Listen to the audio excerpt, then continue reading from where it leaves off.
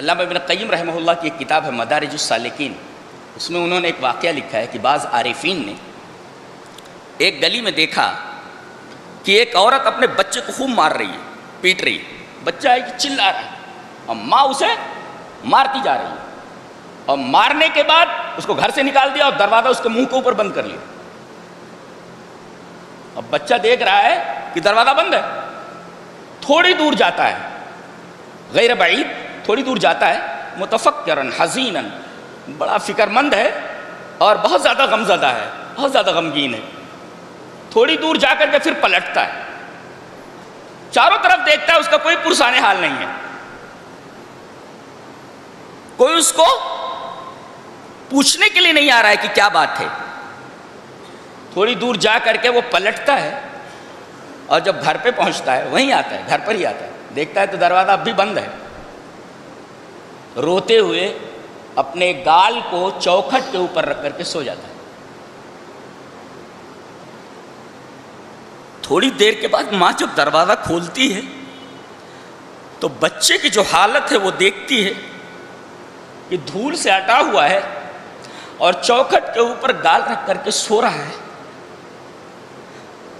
بے قرار ہو کر کے اس کے اوپر گر پڑتی ہے اور اسے گود میں لے کر کے اسے چومنے لگتی ہے، کہتی ہے میرے بچے، میں برابر کہہ رہی تھی نا تو مجھے مت ستایا کر، تو غصہ مجھے مت دلایا کر،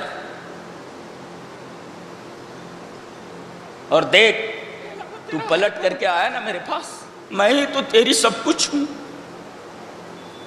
اب بتاؤ، اگر بندہ گناہ کے راستے پر جا کر کے اگر واپس اللہ کے در پر پلٹ آتا ہے، فکر مند ہے اپنے گناہ پر، غمگین ہے اپنے گناہ پر، تو ماں کا یہ حال ہے کہ اسے اپنے گود میں لے کر کے، اپنی آغوش میں لے کر کے چومتی ہے، چاٹتی ہے اور کہتی ہے کہ میں نہیں کہہ رہی تھی کہ میری مخالفت مت کر، میں جو کہہ رہی ہوں میری بات مانا کر۔ بتاؤ، اس ماں سے سینکڑوں گنا زیادہ اللہ تبارک و تعالی رحیم ہے۔ بندہ جب گناہ سے اس کی طرف پلٹتا ہے تو بتائیے اللہ تبارک و تعالی اسے معاف نہیں کرے گا؟ جب توبہ اسے اتنی زیادہ پسند ہے تو گناہ ہو جانا یہ اہم نہیں، اہم یہ ہے کہ آپ نے گناہ کے بعد توبہ کی ہے یا نہیں۔ لہذا گناہ کتنے بھی ہو گئے ہوں، گناہوں کی تعداد کتنی ہی زیادہ کیوں نہ ہو گئی ہو، ہمیں اللہ تبارک و تعالیٰ کی رحمت سے مایوس ہونے کی ضرورت نہیں ہے۔ قُلْ يَا عِبَادِيَ الَّذِينَ أَسْرَفُوا عَلَىٰ أَنفُسِهِمْ لَا تَقْنَطُوا مِن رَحْمَةِ اللَّهِ، اے میرے بندو جنہوں نے اپنے اوپر ظلم کر لیا ہے، بہت گناہ کر لیے ہیں، لا تقنطوا من رحمت اللہ، میری رحمت سے مایوس مت ہونا۔ ان اللہ یغفر الذنوب جميعا، اللہ تبارک و تعالیٰ تمہارے تمام گناہوں کو معاف کر دے گا۔ انہ هو الغفور الرحیم، اس لیے کہ وہ غفور الرحیم ہے، وہ گناہ کو معاف نہیں کرے گا تو کون کرے گا؟ اللہ تبارک و تعالیٰ نے ایک جگہ ارشاد فرمایا ومن یغفر الذنوب الا اللہ، اللہ کے علاوہ گناہوں کو معاف کرنے والا کون؟ کیا شان ہے بات کرنے کی! اللہ فرماتا ہے میرے علاوہ گناہوں کو کون بخشنے والا؟ میں ہی تو بخشنے والا ہوں۔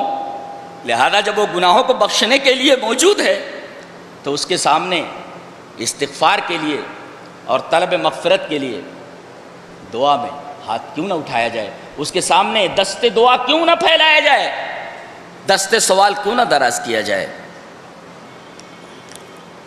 اللہ تبارک و تعالیٰ کو توبہ اتنی پسند ہے کہ بندہ گناہ کے راستے پر جاتے جاتے کیسے میری طرف پلٹ کر آیا ہے، بہت خوش ہوتا، بہت خوش ہوتا۔ تو اہم یہ نہیں ہے کہ تم نے گناہ کر لیے، اہم یہ ہے کہ تم نے گناہ کرنے کے بعد توبہ کی ہے یا نہیں کی۔ اصل توبہ ہے، مرنے سے پہلے توبہ کرو، بخشش کا پورا امکان ہے، اللہ تبارک و تعالیٰ تمہارے تمام گناہوں کو بخش دے گا۔